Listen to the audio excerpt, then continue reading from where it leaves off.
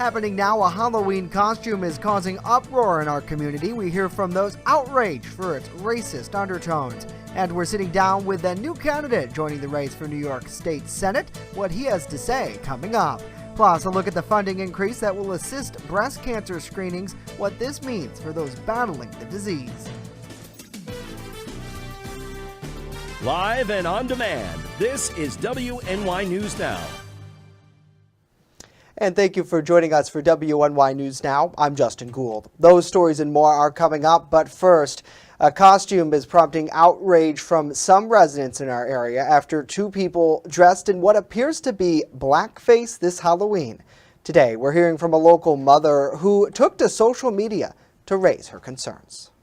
They took the time to make these by hand, to make them as offensive as can be. Paula Rondeau says she was horrified when people dressed in what appears to be blackface as their Halloween costume. It's like insidious, and it is this tone that is becoming the norm and ingrained in everything. And then it turns into this bully mentality where if you do speak out against it, you're the problem, you're the snowflake. The images were taken at two Halloween parties at the Carol Rodden Gun Club and Frewsburg American Legion. They mimic what's known as a lawn jockey statue. According to Ferris State University, over the decades, the prevalence of black versions of the figure touted exaggerated features that was often symbolic of racism and racist imagery. And this isn't just about Frewsburg. Like I've said before, this is an issue we're seeing nationwide. And as a parent, I don't want my kids to grow up. My children saw those pictures and their jaws hit the floor, and they, tears were in their eyes, and they couldn't understand why are adults doing this, especially in public, and they're like happy about it. While the two pictured have not been publicly identified, the Carol Rodden Gun Club released a statement in response, saying in part, "We are a private club which consists over 1,100 members of all ethnic groups. The photos shared were taken out of context by Paula Rondeau. Our club does not condone any bullying or prejudice behavior." Yeah, it's a private club, but you work in the community. And, if this is the mindset and the attitude, I guess I don't understand why they're upset. It's a way to deflect and to distract from the real issue. In the end, Rondeau hopes that speaking out will help address the issue and prompt more people to speak up about injustices, not just in our community, but around the nation as well. In full transparency, Rondeau says she has since moved out of Frewsburg and to Russell, Pennsylvania, following a fire at her home last year.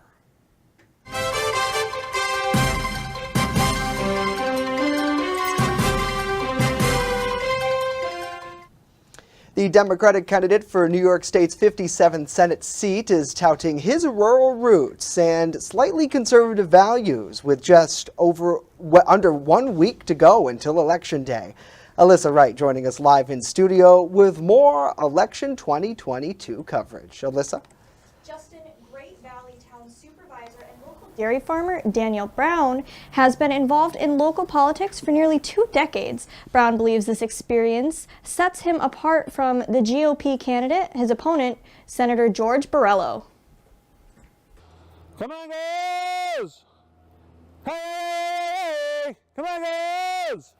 That's how I plan on doing it in Albany, too. The difference between George and I think I just represent that and am more comfortable in that rural area dealing with smaller municipalities and the issues that we all share. Daniel Brown believes bickering between the two political parties is the reason nothing is being resolved. There's enough extremists on both sides of this.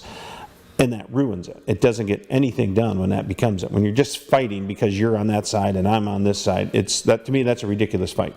It gets absolutely nothing done. Unlike other state Democratic lawmakers, gun restrictions are something Brown believes need to be reworked.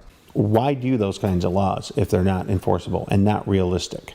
It makes sound good. It makes good sound bites for the news, but in the long run, it doesn't do a damn bit of good.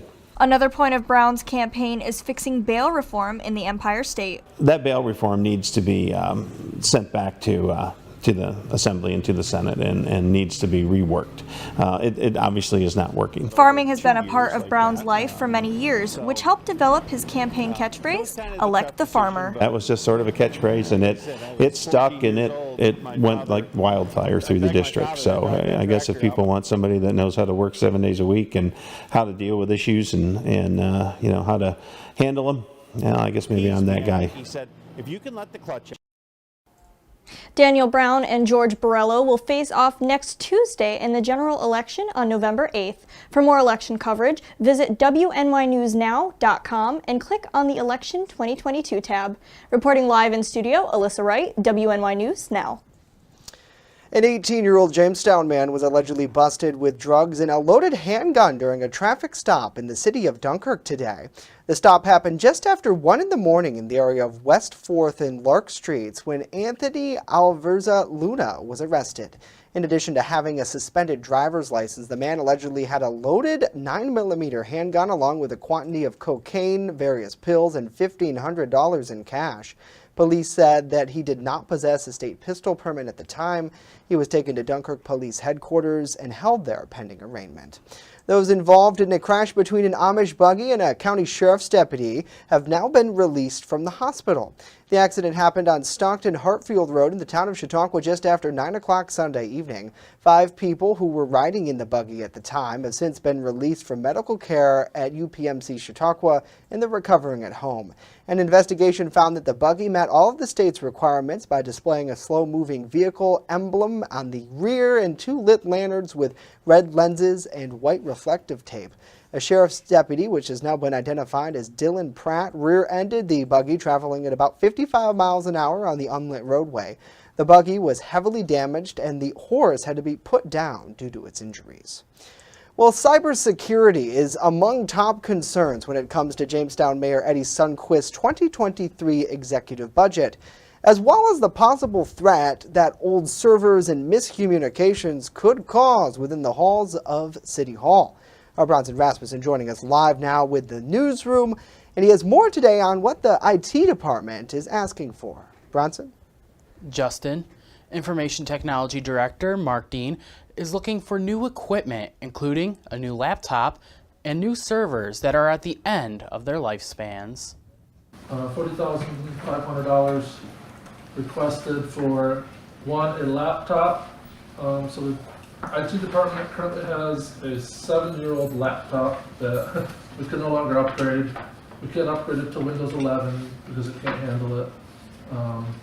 So we're requesting just a replacement. Other needs from the IT department include new Cisco switches to replace some that are at the end of their lifespans, new software to improve cybersecurity, and a disaster recovery server. Worst case scenario, the city's gone. A tornado comes, whatever. We will have access to those servers within a few hours, anywhere in the world. In addition, the IT director would also like to hire additional staff, which is not budgeted in the 2023 fiscal year, to keep up with the amount of cybersecurity needs the department has. There's a lot of activity, a lot of technical needs in the City Hall, and what's happening here is that many departments are kind of doing their own thing, taking it upon themselves to do IT.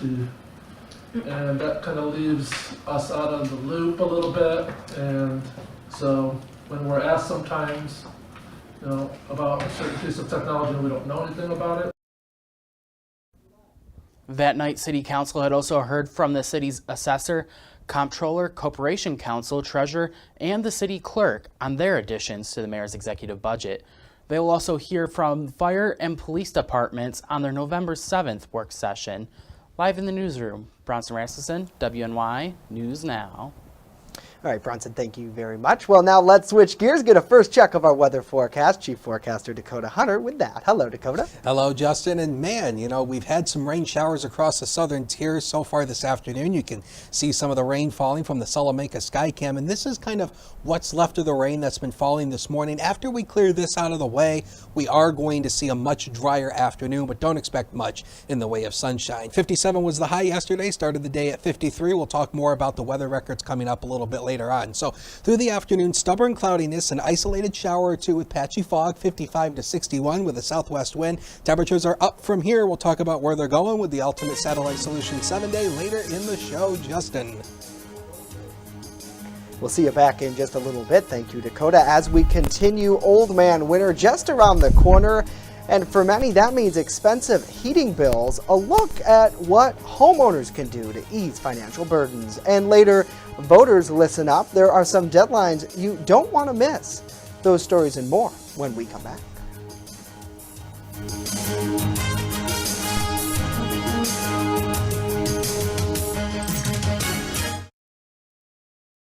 With coverage that matters. This is WNY News Now. I'm a survivor. I'm a survivor. I'm a survivor. Testicular cancer is the leading form of cancer in men aged 15 to 35. 1 in 250 men will be diagnosed with testicular cancer. But 98% will survive if detected early. As a survivor, I believe early detection is the key. Learn how to do a testicular self-exam and other important facts about testicular cancer at oneball4tc.com. EagleZip.com is your local one-stop shop for all of your home and business computer needs. Located on Fluvan Avenue Extension, just outside of Jamestown, EagleZip.com sells and services all brands of desktops and laptops, as well as servers and network equipment for your business. All new computer sales include transferring your data from your old computer plus a 2-year warranty. Call EagleZip.com today. Stop by EagleZip.com today and let us make computers easy for you. Looking for a fair and honest auto mechanic? Look no further than DeWyas Auto Service. Located at 140 Main Street in Randolph, our family-owned business is ready for all of your automotive needs. From general service to more complex repairs, count on DeWyas Auto to keep you on the road. We not only keep your cars running smoothly, but also looking great with our expert detailing crew. Send us a message on Facebook or call us today at 716-358-2292 to set up an appointment. DeWyas Auto Service. Fair, honest, and the best prices guaranteed. You're watching WNY News Now, where coverage comes first. The Powerball jackpot has climbed to $1.2 billion. It comes after no one matched the winning numbers in Monday night's drawing. The next Powerball drawing is Wednesday. If someone is lucky enough to get the winning numbers, it will be the second biggest jackpot in Powerball history and the fourth biggest in the U.S. lottery history. Well, New Yorkers who need help paying for their heating bills will be receiving some. The state announced that New Yorkers can begin applying for the Home Heating Assistance Program beginning today. The Home Energy Assistance Program, also known as HEAP, can provide up to $976 this winter to help low and middle income households and senior citizens. Eligible households can receive one regular benefit per season and can also receive benefits for emergency benefit assistance if they're in danger of running out of heating fuel or maybe having their utility services shut off. To apply, check out our web story at WNYNewsNow.com. Well, Governor Kathy Hochul recently announced an increase in funding to the state's Department of Health to increase breast cancer screening. Our New York Capitol correspondent Elise Klein spoke to the American Cancer Society about how this funding could impact New Yorkers battling breast cancer. As Breast Cancer Awareness Month comes to a close, some state leaders continue to push forward efforts to increase breast cancer screenings. Governor Kathy Hochul recently announced $41 million in funding to the State Department of Health to boost screenings for breast, cervical, and colorectal cancer. And some advocates say this funding is important because screening is critical to improving cancer outcomes. Cancer screening saves lives, period. If you are diagnosed with cancer at an early stage, you increase your likelihood of survival. Other advocates added that this funding will also help with treatment referral services. Breast cancer is a process, and the first step in that process is the screening. But once a person's diagnosed, there's many decisions to be made and steps that need to occur in order to get the appropriate treatment. The funding is planned to be distributed over the course of 5 years through the Cancer Services Program to local organizations that will provide screenings in their community.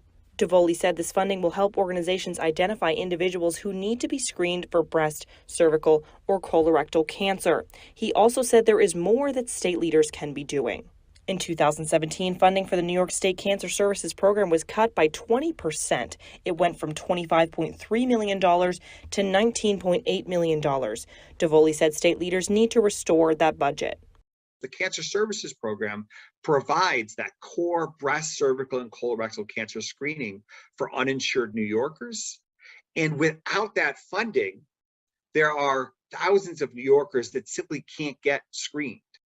In Albany, Elise Klein, WNY News Now. Elise, thank you. In Pennsylvania, over 850,000 ballots have already been returned by mail, with many more set to follow suit before November 8th election. There are some important deadlines coming up, including that to apply for a mail ballot if you haven't already. Today by 5 o'clock, county election offices will need to have your application in order to vote by mail or absentee ballot in Pennsylvania. The quickest way to apply is online at vote.pa.gov. Mail-in ballots can be used by voters who prefer not to vote in person for any reason. Absentee ballots are for voters who are unable to vote in person or who won't physically be at their county on Election Day. Election officials are urging voters to send their completed mail ballots as soon as possible. If anybody's nervous about their ballot getting there on time, I would really encourage people to mail it at least a week before the election. Today marks 1 week until the November 8th general election. If you don't think you've completed your ballot, it will not arrive on time, you can drop it off at any county board of election office or by using a drop box at many locations, including for those in New York, early voting sites. Well, coming up next, the Trump Organization trial continues. We have details on this case. And later, RSV, many parents' biggest fears, and unfortunately for some, a reality. How a new vaccine could alleviate fears, maybe as soon as next fall. But first, when we come back, Dakota with a full look at our weather. Stay right there.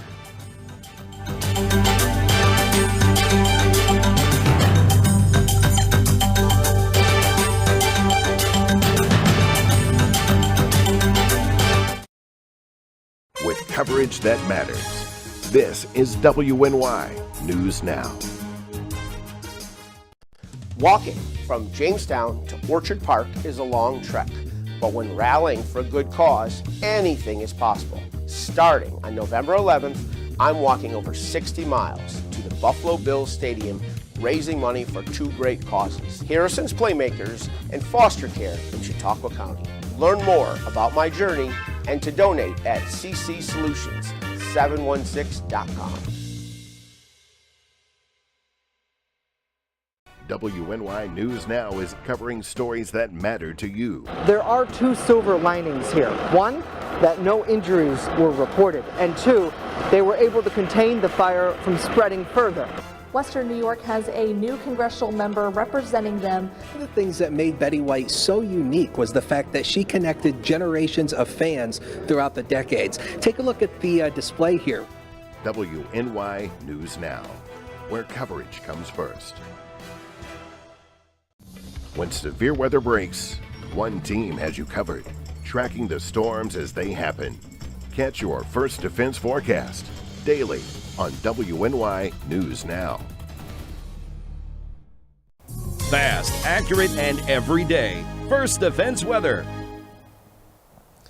Well, welcome back, everybody. Wanted to start off with another great picture from our friend Don. And, you know, some of the fall foliage still across the region. We are now past peak across much of the state right now. So the colors across the region are starting to go away, obviously, as the leaves are falling off the trees. Now, I wanted to talk about November weather history because we often talk about this every year. November is one of these wild card months. Anything goes in the weather department. The warmest day we ever had in the month of November was back in 1950 on this day, where the high temperature was 80 degrees. The warmest day ever was on the last day of November in 1929, where the high temperature was only 14. We had a deluge back in 1927, 3.15 inches on the 17th. And yes, the most amount of snow we've had on a single day was 20 inches of snow in one day in 1950 on the 25th. So it's a wild card month. Anything goes. We just don't know what's going to happen so far this month. But I can tell you over the next 7 days, we've got warm air. But cloudy skies right now from the HD News Now cam. We're at 56 as of noon hour. With a dew point of 55, we do have some fog, so the visibility is down to 2.5 miles at the airport. So just keep that in mind. Within the rain showers today, there's going to be some reduced visibility. But take a look at the temp outlook over the next 6 to 10 days. We are favoring above average temperatures across the Northeast, and you're going to see it here in the next 5 days here. The temperatures are really going to continue to go up. We're going to go into the 60s. Some spots maybe by Saturday or Sunday may top 70. So yeah, it's going to be a really nice fall day as we head into the end of the week. First Defense Doppler radar showing you kind of after those few rain showers that's moving across southeastern Chautauqua County and then extending into Cattaraugus County as well. Some of the rain we showed you on the sky cam earlier. And all of this is going to be tapering off. So we have that cold front that moved on through. But look at this area of high pressure over Birmingham.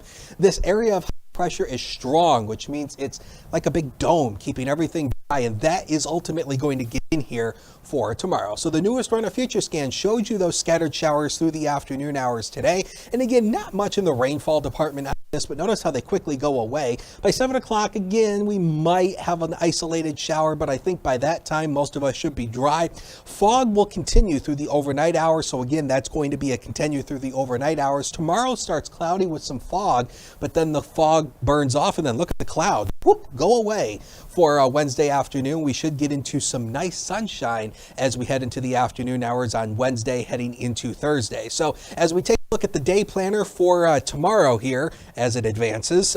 So we start the day at 46, 57 at noon, 63 at 5 o'clock with a good amount of sunshine. Now the future, next 7 days, powered by Ultimate Satellite Solutions. So there's the temperatures going up, and Thursday, lots of sunshine, just a fabulous day. Our next chance of rain is going to be next Monday, and it's only a scattered chance, Justin. Yeah, it looks like a great start to November. You don't think it's November when you're looking at the weather forecast. Thank you, Dakota.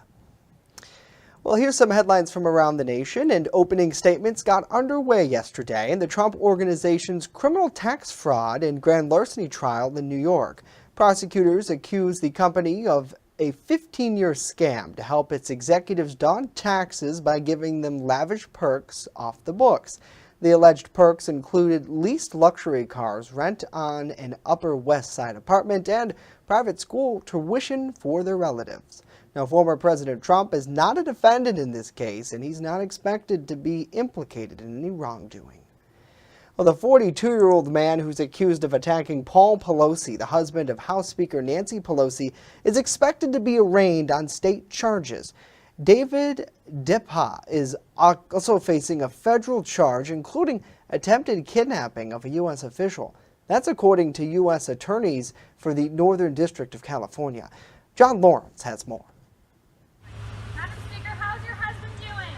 It's an incident that has lawmakers shaken nationwide. What happened to Speaker Pelosi's husband, Paul Pelosi, is just, it's horrific.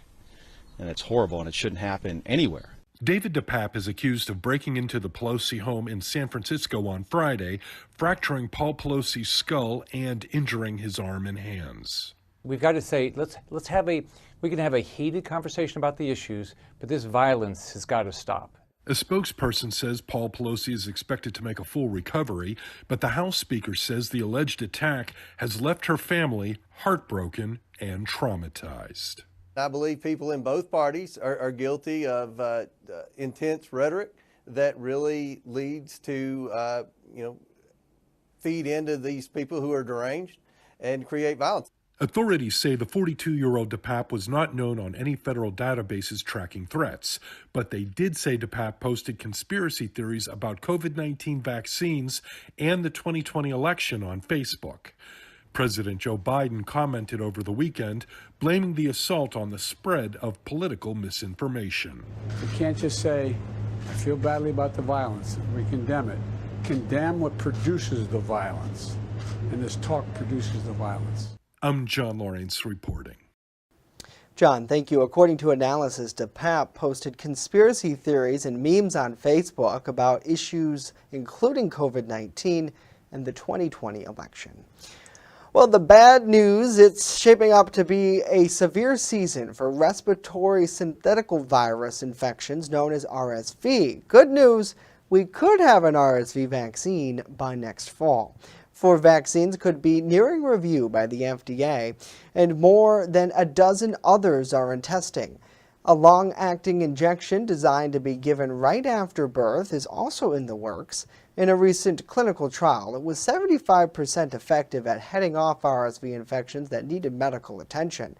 It's great news considering RSV is the leading cause of infant hospitalizations in the U.S. even before this year's surge. It infects the lungs and causes hacking coughs and could lead to severe complications like pneumonia and inflation. Well, coming up next, from MCU to holiday-themed movies, Hollywood has a lot in store this November. We're taking a look at this month's movie preview after this.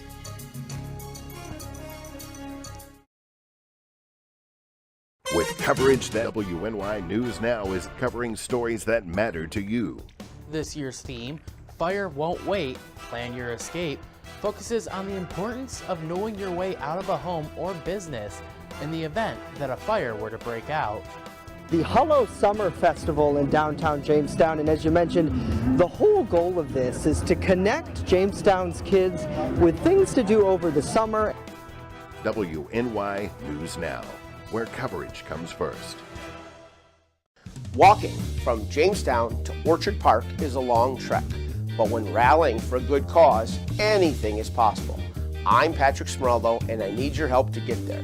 Starting on November 11th, I'm walking over 60 miles to the Buffalo Bills Stadium, raising money for 2 great causes: Harrison's Playmakers and foster care in Chautauqua County. Harrison's Playmakers is a non-profit launched by former Buffalo Bills defensive tackle Harrison Phillips to connect kids with disabilities in sports. Furthermore, donations for this 3-day hike will also benefit CASA of Chautauqua County and the Stone family, who are assisting local foster care children during National Adoption Month. Learn more about my journey and to donate at ccsolutions716.com. Hollywood has big movies lined up for theaters this November. Rick Damagella with a preview. This is Delta Launch Control. Go for launch. 3, 2, main engine start, and liftoff. November movie releases lift off with Goodnight Oppie. The documentary about the Mars rover Opportunity is narrated by Angela Bassett and touches down for a limited theatrical run on November 4th, followed by Prime Video on the 23rd.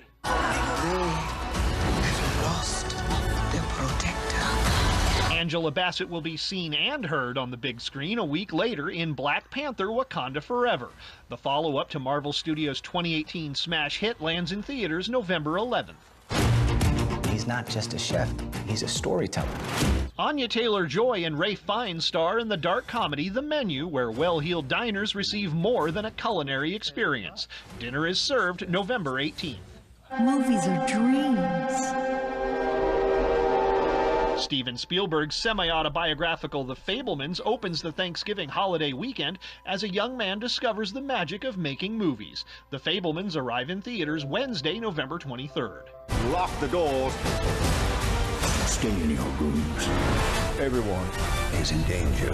Daniel Craig is back as Detective Benoit Blanc in Glass Onion: A Knives Out Mystery. The whodunit debuts in limited release on November 23rd ahead of its Netflix premiere in December. Making extra popcorn in Hollywood, I'm Rick Damagella. What a great file of movies that we're going to be seeing come November. And that's the thing. A lot of people now, they're out of that fall activity season, maybe going to be winding down to go see some movies. So I'm sure there's a lot of great things that people will want to go see out there. I know I certainly am a big popcorn fan. I think if you've watched the program long enough, you've probably heard me talk about that. And I love to go to the movies just to eat the popcorn? Let me know at social media at WNY News Now. If you have any plans to go see movies or maybe take part in some events across our area this fall. Do you get the jujubes? The jujubes? I don't. No, just give me popcorn and butter. That's it. So, well, that is it for us today. Of course, news continues 24/7 at WNYNewsNow.com. We'll leave you with a live look over this rainy shot coming out of the village of Mayville. Have a great day.